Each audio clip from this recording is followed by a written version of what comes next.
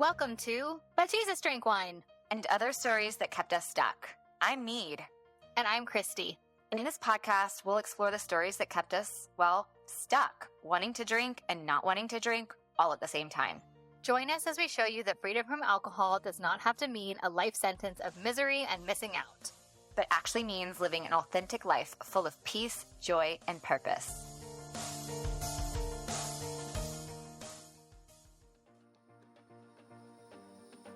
Hello, my beautiful friend. It's Christy here. Just quickly wanted to pop on here and let you know that my book, Love Life Sober, a 40-day alcohol fast, is now available for pre-order. I will stick a link for you in the show notes. But if you want to head to lovelifesober40dayfast.com, you can get it there on Amazon, Barnes & Noble, Target, pretty much everywhere. I've also lined up some really special pre-order goodies for the gals that get the book early. So make sure you pop over there to check them out.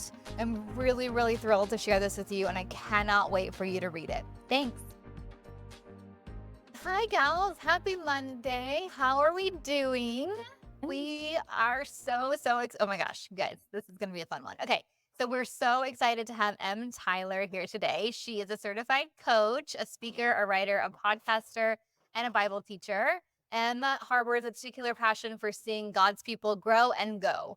Driven by the conviction that God's word brings life and freedom, Em preaches and writes for transformation and growth. She is committed to helping believers get unstuck and discover the full extent of all God desires for them. Welcome, Em. Yay! It's so good to see you. So excited to be here and chat to you both.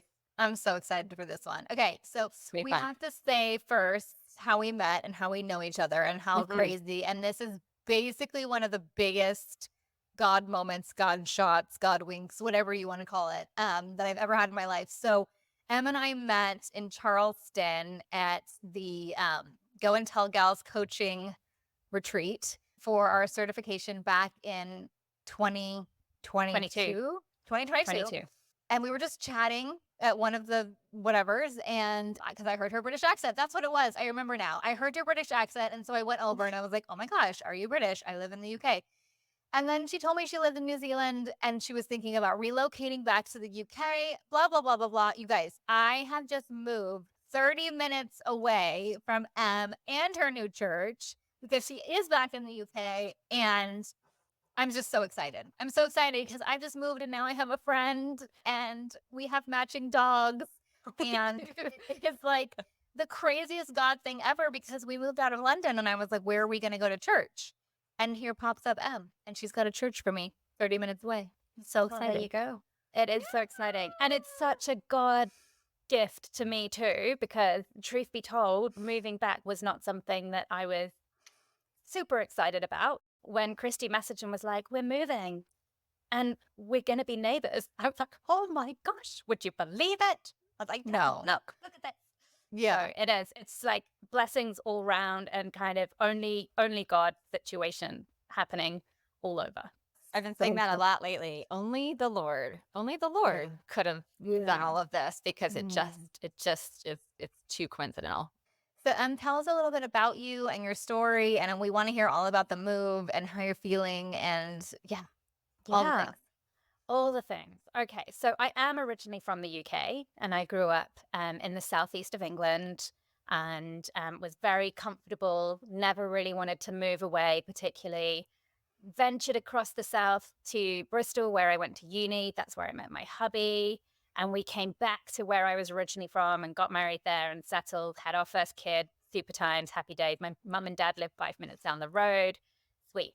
And then God moved us to the north of England, which I was a southern snob. And if you're not in England, you don't know, but the south and the north is like no man's land between each other, like a scary, scary divide. And for me, anything north of London was the north. And I was like, I don't know, this is big deal moving. But God made it clear this is where we were going. So we went and worked for a big Anglican church up in the city of Leeds for about 5-6 years. And then he moved us to New Zealand. By that point, we had 2 extra kids. And for me, hilariously, it was easier going to New Zealand than it was going from the south of England to the north, because because I had been to New Zealand before, but I hadn't been to this particular place in the north of England. So that just shows you how crazy it was. Anyway, we have been out in New Zealand for about 6.5 years, and the plan was to be there for the long haul. We shipped our whole entire lives out when we went out there. Like everything came, and it was a big move. Our kids at the time were 7, 5, and 3. We set about making life, getting to know people, joining the community. We were serving a church on the North Shore of Auckland, a really great community church. Really complicated, long story short, over the past couple of years, some things just got a bit painful and a little bit complicated. And it was apparent that if we were to stay at the church, it wouldn't be good news for the church long term. Like, yes, everybody wanted us around. Yes, we loved the people and loved the community and could see things that God was doing that he hadn't yet finished, that we knew that we were supposed to move on. And in October last year, my husband, who's the senior pastor there, he handed in his resignation without us knowing what was next. And that was super scary. We didn't have a plan. We didn't know where we would be going, what we would be doing. But we knew that this is what God was saying and asking of us. And the next morning, we awoke to an email from the church where we find ourselves now saying, hey, over a year ago, we were in touch with you guys, and we just wonder whether it was a case of right person and wrong timing. And Dan, would you consider reinvestigating this call to come and lead our church again? And we were like, oh, can't really deny the timing of that. Okay. And so we set about a process of talking to them and also just being really real and honest and saying, hey, when we went out to New Zealand, that was our first church where we were kind of like in senior position. And Dan was like the top dog in the church. And we were really shiny and really like enthusiastic. And now we're not. We're not so shiny. We're a little bit hurt. We're a little bit broken. We've been knocked about a bit.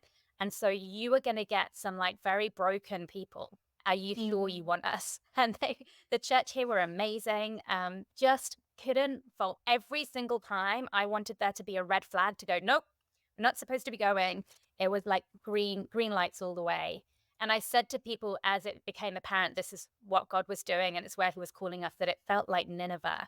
Like it was so obvious that God was calling us to this place in the middle of England, from my beautiful, sunshiny, feel like you're on holiday all the time life to rainy England.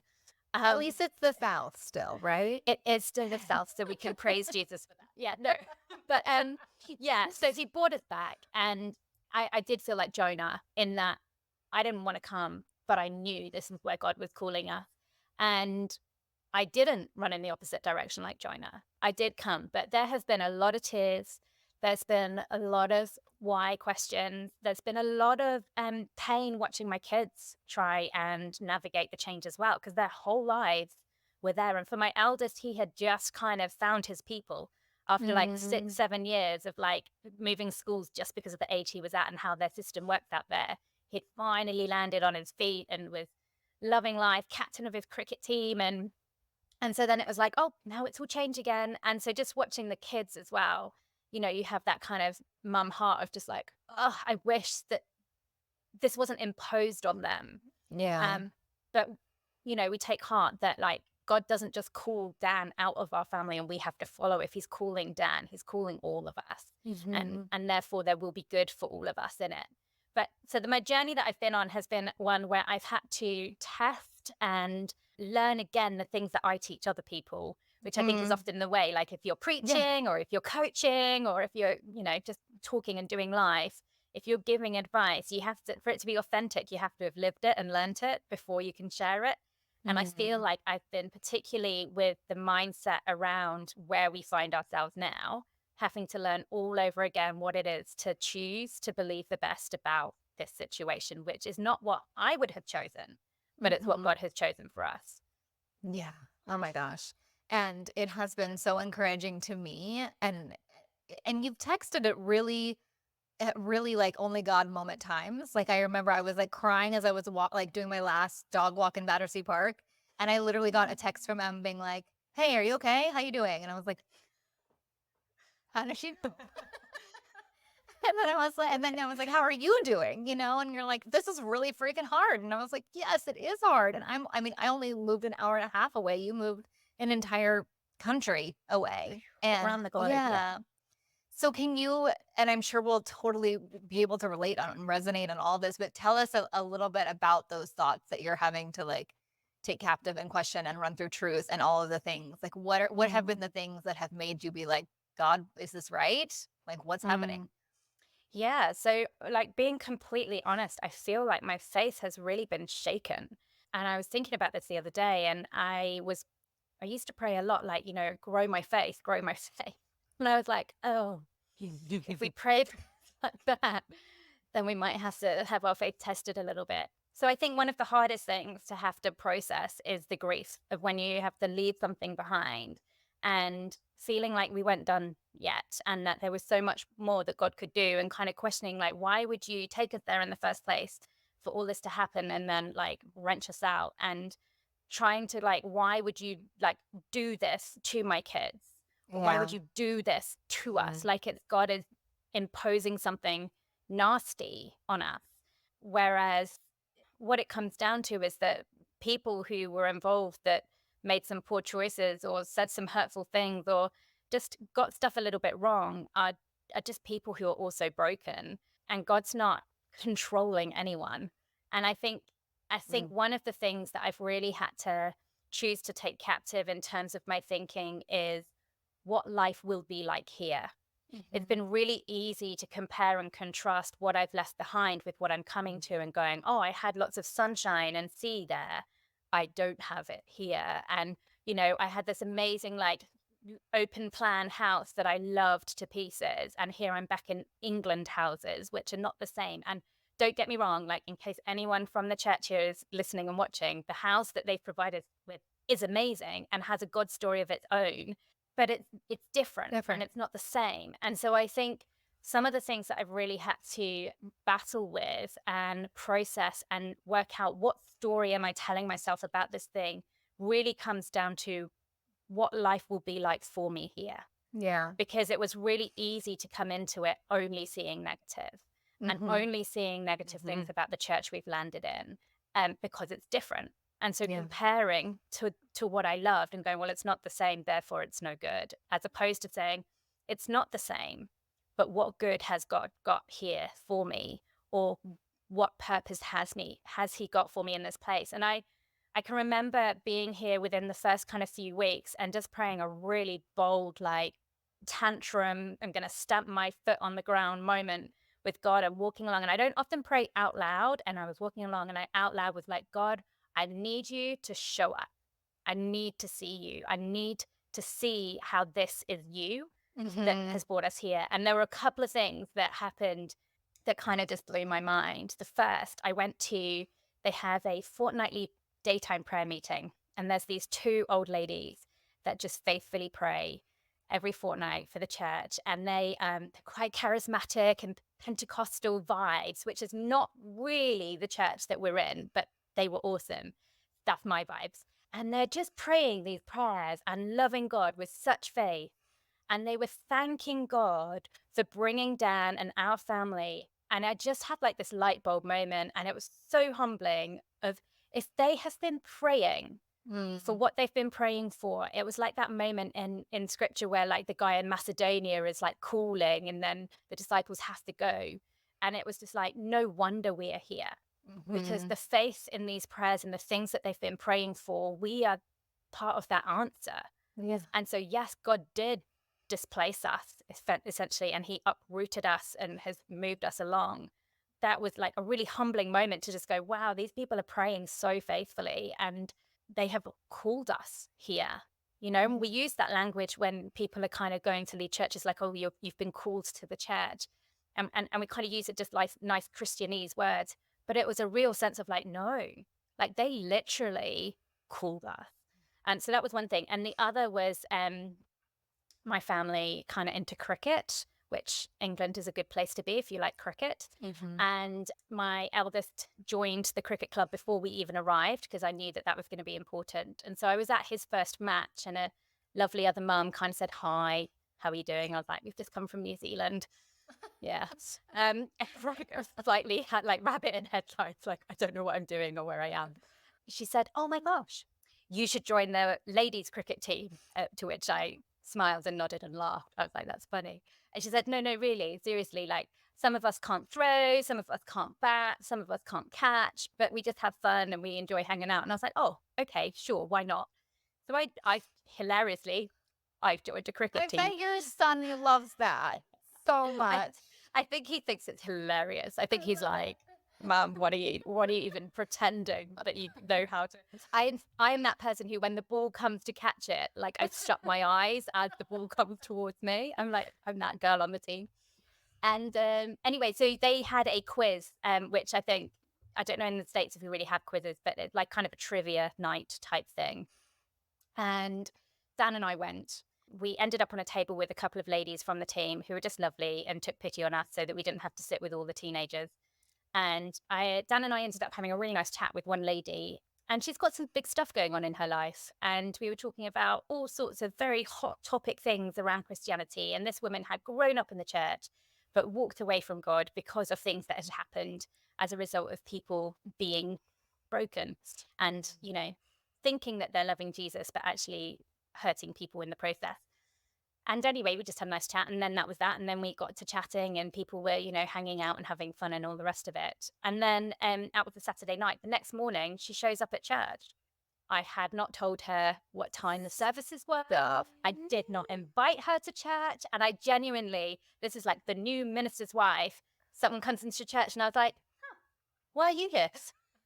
And she was like, I just realized last night when I was talking to you guys that perhaps knowing God isn't about the church. And maybe where I had rejected the church, I had thrown out what it was to know God as well. And perhaps I want to investigate and see what it was about. And then our church has a cafe style service once a month where all the kids stay in. And it was that service that week. And so I spoke to the kids and family worker when some other people were chatting to this lady. And I was like, so what's the topic for today? And she's like, oh, it's knowing God. I was like, okay, of course it is. So, like, for me, those two things happened literally within a day or two of me going, God, I need to see you. And it was just that reminder that we can sometimes think that it's all about what we're doing and it's all about us and it's all about how we're going to save the world for Jesus. And it's just not. It's just not. It's just, we get to watch God at work, bringing transformation and freedom and hope and joy and life. And we get to join in, but it's not even like this has to. And I think the thing that again and again and again God's been reminding me of is when people show up exactly who they've made him to be, as they are, not with their nice Christian fake mask on, just as they are, with their brokenness. I was a minister's wife in a new country, struggling with faith, talking to somebody at a cricket quiz, and not trying to evangelize in any way, shape, or form. Yeah. But seeds were planted because when we do love Jesus, we carry his spirit. And so whether we're trying to or not, we're going to be Jesus to other people when we are loving God and loving other people. And I think for me, they were big things that actually started to help me shift my mindset of God wants us here for a reason. And even if it's for that one lady, wouldn't it be worth moving to the other side of the world so that she can realize that knowing God isn't the same as religion or Pharisaical law? So I think that's the kind of journey that I've been on of going, okay, instead of a mindset of I've been taken away from everything and I've lost everything, to going, what do you have for us here? And what have you got that we can gain? And how do we get to partner with you at work? And not everything is to my liking. Not everything is how I would choose it, but I'm learning afresh and again and in a deeper way what it is when Jesus says, pick up your cross and follow me. And, if you want to gain and find your life, then you have to die to yourself and you have to lose it. And these things that we read that kind of don't feel very nice, but actually are the steps to life in all its fullness. So kind of, I think the big thing would be dealing with the grief of loss and thinking that my life was good this way and I guess comfortable, and learning that discomfort can lead to joy and hope and peace and a greater dependence on God than where I thought me and him were like this. I'm learning all over again what it is to just go, okay, you just show me you, and I will just show up. And gosh, It's so, so good. Responding to the heartfelt request from you, our wonderful, wonderful listeners, for a deeper sense of community, we are so excited to introduce y'all to the But Jesus Drink Wine community.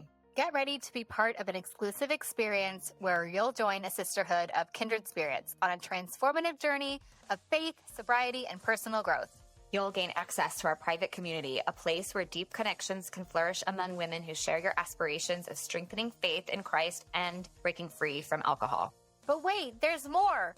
We'll host regular connection calls to facilitate fellowship with like-minded gals, no matter where you stand on your alcohol or faith journey. Whether you're seasoned or just curious, you are very warmly welcomed here. Prepare to be inspired by guest expert sessions and engaging Q&As that explore the essential topics for your sobriety, faith, and holistic wellness journey. Don't miss out on securing your spot. Click the link in the show notes to learn more. We can't wait to see your beautiful face in the But Jesus Drank Wine community. I immediately think of, well, multiple things. First, I would love to see Christy on the cricket field, court, whatever. I don't know where you play it, but like I'm thinking about like how funny. Maybe that's your next social village opportunity. green. Yeah, like maybe that's your next social opportunity too, Christy. But yeah, more seriously, I think about how your journey from New Zealand and everything you've just said is so similar to the gals that listen to our podcast who are starting this freedom from alcohol journey, or wherever they are in this journey, where they're leaving the comfortable, even though it's not working for them anymore. And they know that. And they know that something better is on the other side of finding freedom from alcohol. But like you were saying, from like just moving from that house that you loved and that place that you loved to now being in this place where it is new and different and it's not the same. It also doesn't have to mean that it's horrible. It's just different than where you've been. And also asking, a better question instead of like, why is this happening to me? It's like, what do you have for me in this, God? And what are you calling me to? And where's the opportunity? And you use language that we use a lot too. It's like, we get to join in this next opportunity. We get to grow on the other side of this discomfort. And so like, I'm just even thinking about like how they're used to hearing it from us like over and over again. Like this is the kind of mindset, but this is where freedom from alcohol is so much bigger too than just finding freedom from alcohol, because this is the skills that you're learning from this journey are the skills that translate to everything else and also put us into that kind of like preferred future that God has for us. So yeah, I love that. 100%. Have you ever heard of the phrase GIGO, like GIGO? It's a computer terminology. Okay, it means, and I think you'll like this and your listeners will like this, it means garbage in equals garbage out. So what you're putting in, if it's like in a computer setting, if the raw data or information that you're kind of putting in, if it's garbage, if there's a problem with it, if it's corrupt in some way, you're going to get corrupt data out at the other end. Yeah. So in the same way with like what's happening with your body, if you're putting toxins in, then you're going to get garbage out. But in terms of our mindset as well, it's the same thing. And I think the danger for me when we arrived here was I was putting garbage in because I was focusing on all the negatives and because I was dwelling on things that were not life-giving and not good and lovely and noble and admirable and excellent and praiseworthy and all these things, as it says in Philippians 4. When we flip it, when we flip the script and flip that mindset and start to choose to dwell on the things that we're told to dwell on in scripture and in the Bible, what we get out is then going to be good stuff. And so I kind of changed it in my mind. So instead of garbage in, garbage out, it was like God stuff in and God stuff out. So if we're like feeding and nourishing our souls and spending time in the Word, then what we're going to produce will be fruitful. It will be spirit-led. It will be life-giving. It will be full of peace and hope and joy. But we have a choice what we're feeding ourselves. And it's the same with what you're consuming and whether you're drinking and how much. And it's hard to say or hard to hear maybe, but we always have a choice. And I definitely had a moment where I was reading a book actually, and What was the book? Oh, that's going to really bug me. But I was reading a book Sorry. since we've been here, and I know what it was. It was a really great book. Not even a Christian book. It was all about the guy who used to own 11 Madison Park restaurant, which is the world's best restaurant in New York City. And it's called something hospitality, unreasonable hospitality, hospitality by Will Guidero or something. I don't know how you say his name. Anyway, he just had this phrase in the middle of it where he talked about how your attitude and influence should influence those people around you. And it was like a light bulb moment of going, I would not want my attitude to influence anyone around me right now because my attitude stinks. And I have a choice about that. I can choose to stay in this place of criticizing things and judging things and only seeing the negative. Or I can choose to start looking for the good. I can choose to start dwelling on that which is good and lovely and admirable. And I can choose to start putting good back into my soul where I had fallen out of healthy rhythms. I can choose to start putting some of those rhythms back in place so that what's going to come out isn't going to have a negative impact and effect on those people around me. Yeah, like I think particularly with my kids, like I'm wanting them to adjust and to find the good here and to be hopeful about our lives here. How on earth were they going to be able to do that if their mum was like a crying wreck in the corner the whole time because I'm not in New Zealand anymore? Yeah. And so it was like a real choice, and it was a real moment of like, I teach people how to do this. Yeah. I could probably put it into action. And like so quickly, I felt so much better. So quickly, life was so much easier to see the good. And, that's how our brains are wired when we are, we have this confirmation bias that if we are looking for something, our brains will look for reasons to back that up and say, see, you're right. I told you. And that can work negatively to back up the like, see, I told you that you're a failure and you're hopeless and like you knocked over that drink. That makes you terrible. Or it can work positively where we can look for the good and our brains will start going, oh, you like it when I tell you good things. Oh, that's good and that's cool. And aren't the color of your socks great? And it doesn't even need to be complicated. But the more we feed ourselves with gratitude and an attitude that is actually not, being like negative Nelly, pulling everyone else down, it shifts everything and it changes atmospheres. And I think for me, it was just this random book about a restaurant. That was the thing that God spoke to me through of like, your attitude is going to impact people around you and you have a choice as to what you're going to do moving forward. Yeah. I love that. So I think good, babe. it's so hard to remember in those moments of testing that we do have a choice. I was leaving for my Ecuador mission trip a few weeks ago, and we were with our church group. There were 25 of us going on this trip, and we get up to the ticket counter, and the lady and my 16-year-old daughter is going too, and the ticket counter agent is like, you're not going on this trip, ma'am, because there's an issue with your passport. And so do you want me to still book your daughter in? And then the whole group is like waiting on me. And I'm like, wait, what? And long story. Anyways, you need 6 months out from your expiration date, people. Just a little PSA. But so I'm standing there in that moment and I'm like, and my daughter starts, welling up. Her eyes are, and she's like, I'm not going on this trip without you. And I'm like, baby, it's okay. I'm going to figure this out because the agent said you can get a same day passport. I can rebook you on the flight for not tomorrow night because that one's sold out, but Saturday night, 2 days later. And it literally was this moment of like choice that I didn't even so much realize, but because I've been paying attention to that and through my freedom from alcohol journey and all the things that I've learned, I heard I trust in God, the song like play in my head. I trust in God. And I'm looking at my tear-faced daughter and I'm going, we are going to choose to trust in God right here and faith over fear. And you are going and I will see you in 2 sleeps. I will work this out. God will work it out. It is all good.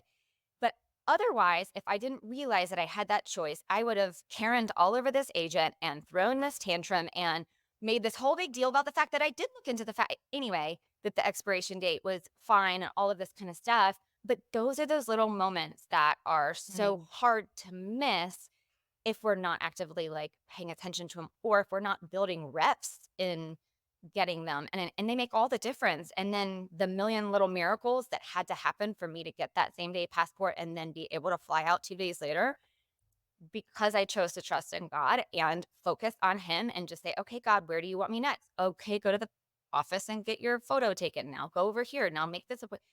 If I hadn't done that, then it would have been a completely different thing. And so I just love highlighting that for our women who are listening and men who are listening and going, but I'm stuck in this cycle with alcohol and I don't have I don't feel like I have choice right now. And it is really hard and I feel really stuck. We have a choice to like change our mind and go a different way. But all of that, babe, and I mean, I knew the story, but when you just retold it now, like what an example to Holland, like, right? Like, Well, and hello? that was the thing Yeah. too. I'm going, God, you better deliver on this because her faith is going to be brilliant. I don't show up in the jungle in 2 days. But truly, and I think that's what you were saying too, Em. It's like you had this opportunity for your children and you maybe didn't even know it, but like the ripple effect of how it then affects everybody else, because it did. And I sent her confidently. I knew she was going to be okay without me. But I had a moment of like, I don't know that I can even send her on this trip. Like, even though I knew she was with everybody and it would have been fine. But it was those like choice points that I call them that like we have that opportunity to choose. Are we keeping our eyes on God and we're trusting in him? And what happens when we do that versus like, no, this is not okay and I'm uncomfortable and now I'm just going to like tantrum about it. And what happens as a result? And yeah, I showed up in the jungle 2 days later and she's like, her faith is really, like that's huge. Thank you, God, for like giving her that. But yeah, I think something you said there, I once thought that my husband was like really, really wise. And then it turns out he'd just been watching Frozen 2.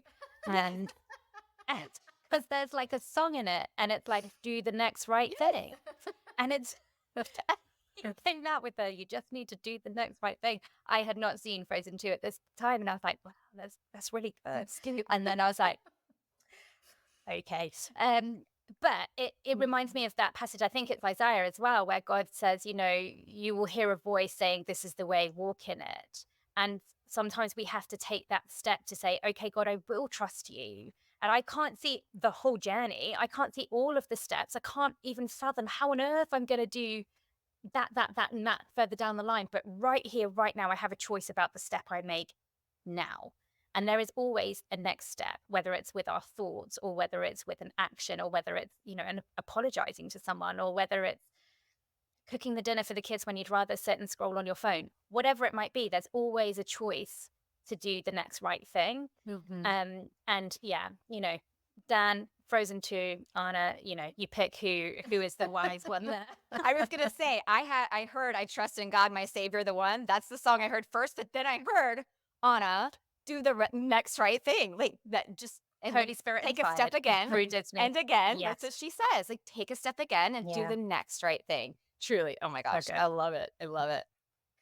Let's talk about like how you get to this point, right? Where you are taking your thoughts captive, how you do all the Romans 12:2 things, because I love that we're having this conversation today too, because I actually was coaching an older gal this morning and I was kind of like just giving her the helicopter view of like, okay, like this, we're not focusing on your behavior. We're focusing on your thoughts and how that influences how you feel and then your behavior and all these things. And she like grabbed a notepad and it was like the first time that she was hearing it. And I was like, it transported me back to the first time like I kind of saw how this works, right? And it takes practice, and we just literally said that, right? It takes practice over and over and over again. But for the gals that are like, okay, how I have a choice and I have a choice to flip the scripts and all of that, like where do you start?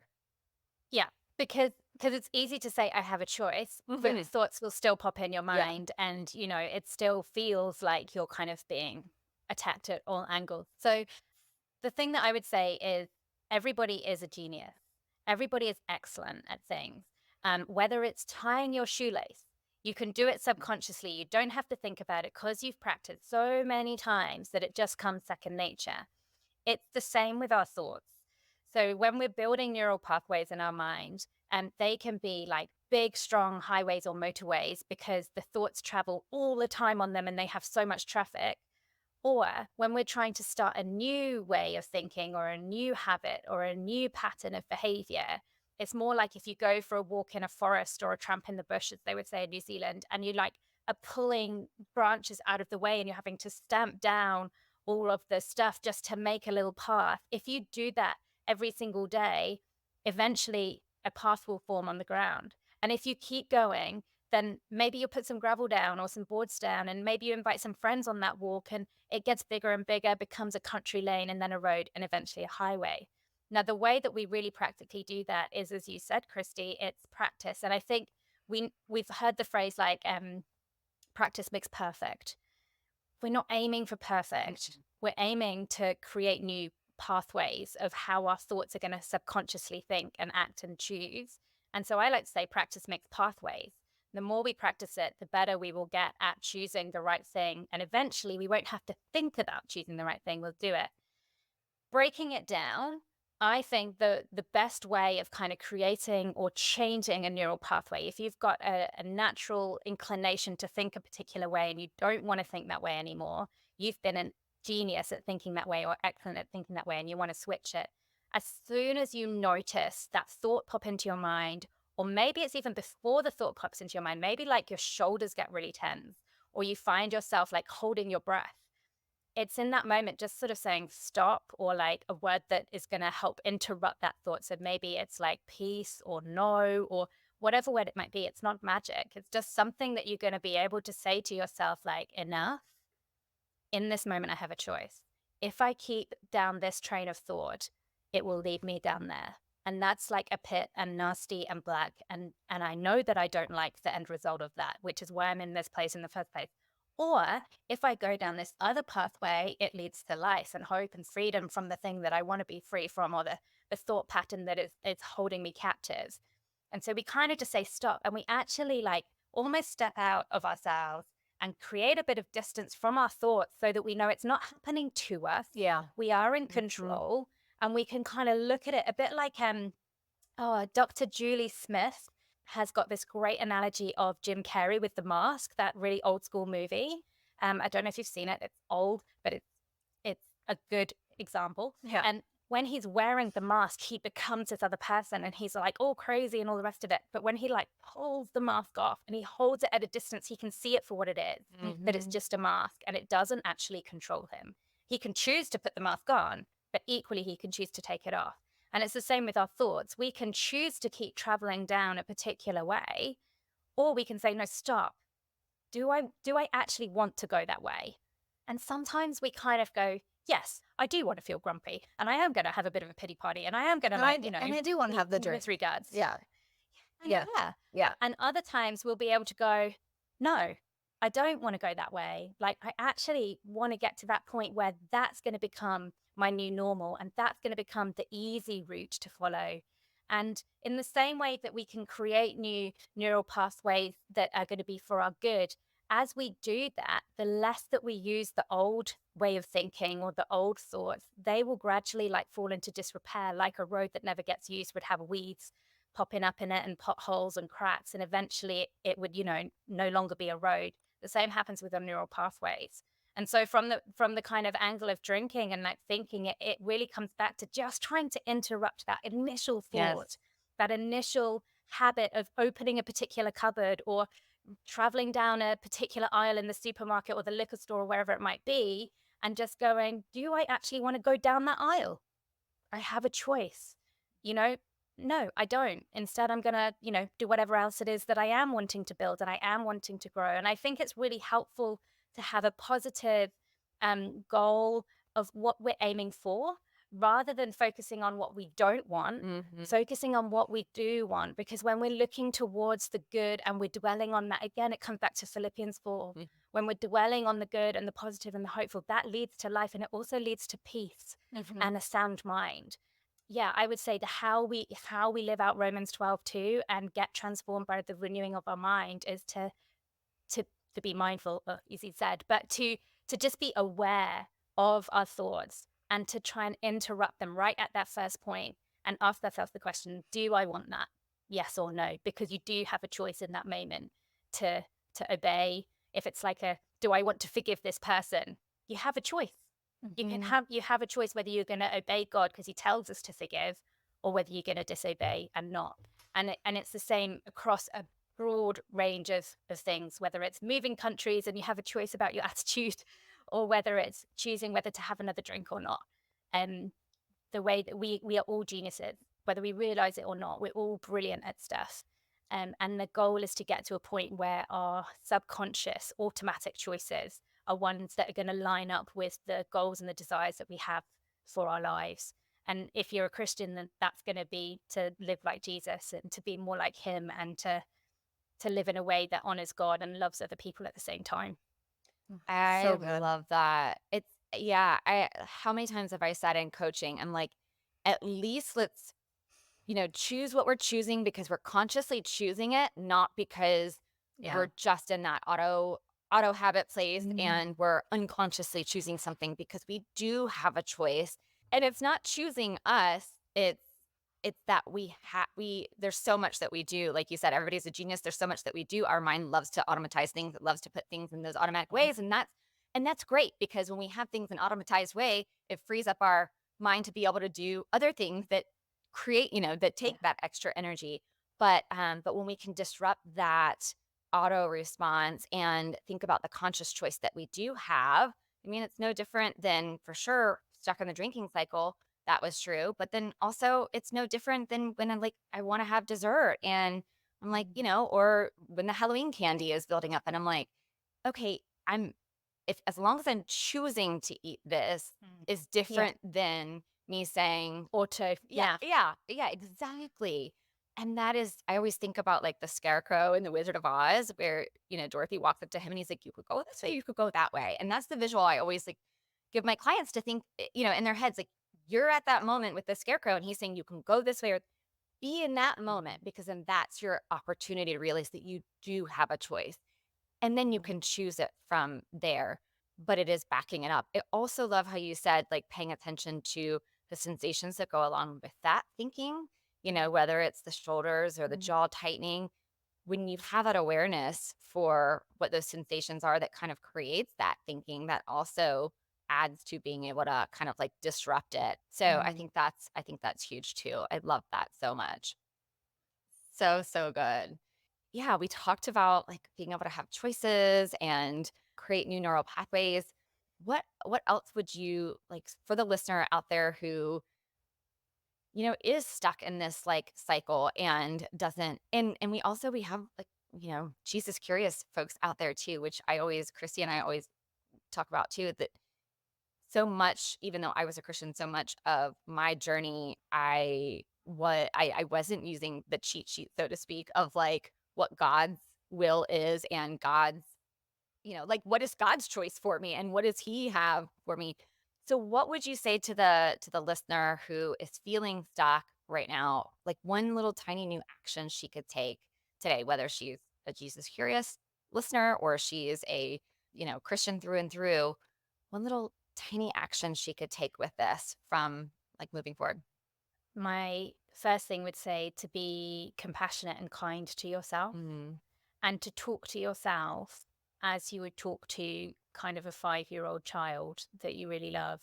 Because I think when we get stuck, sometimes we then turn it into like we're rubbish people because we can't get unstuck, or we failed, or we're just no good, or it's negative thinking, or it's you've tried to do it, you've tried to give up before and you can't, and you're back in the same place you were again, and so you're this failure of a person. And I would say my first tip would be to say, have compassion for yourself. We are all works in progress. And I think when you're in that moment of making that choice, the next time, think, how would like the kindest, most compassionate coach or parent speak to you? Like what would that be like to listen to that voice?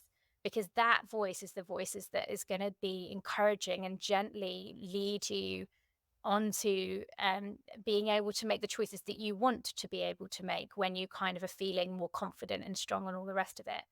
And for those who are Jesus curious, I would say one of the benefits of getting to know Jesus is that his voice is the kindest, most compassionate voice I have ever heard.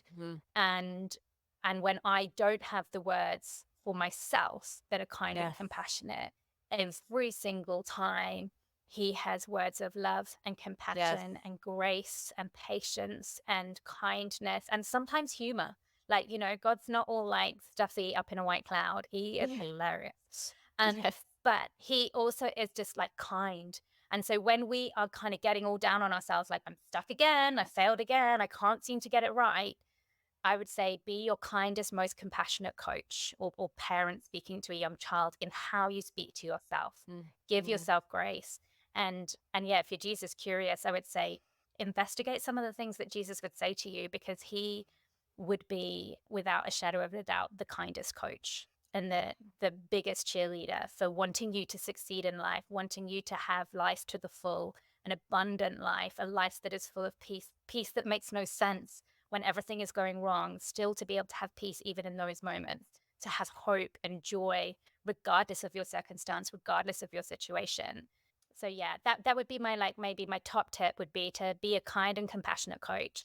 And if you know Jesus, he is that coach, so listen to him. And if you don't and you're thinking about it, then maybe investigate some of the things he used to say. I love that, especially because in the self-help world, there is a lot of encouragement to find self-compassion, and a lot of people just can't get there. And I think it's, they can get stuck with that. And it's like, but wait, like we don't even have to do that for ourselves, because we have that in Jesus, like you said, like the greatest coach of all, the greatest comforter of all.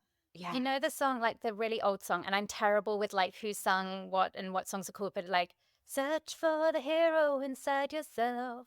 Like that's a terrible song. Yes. Because the hero inside yourself is always going to let you down. Yeah. And if you are putting all that pressure on yourself to be the hero and to have it all together all the time and to be successful no matter what, and if you're putting all that pressure on yourself, you're going to fail. And you are going to like be let down and you are going to crumble. And if you're searching for the hero inside yourself, then that's like a lot. And you need to just like take the pressure off and take the burden off.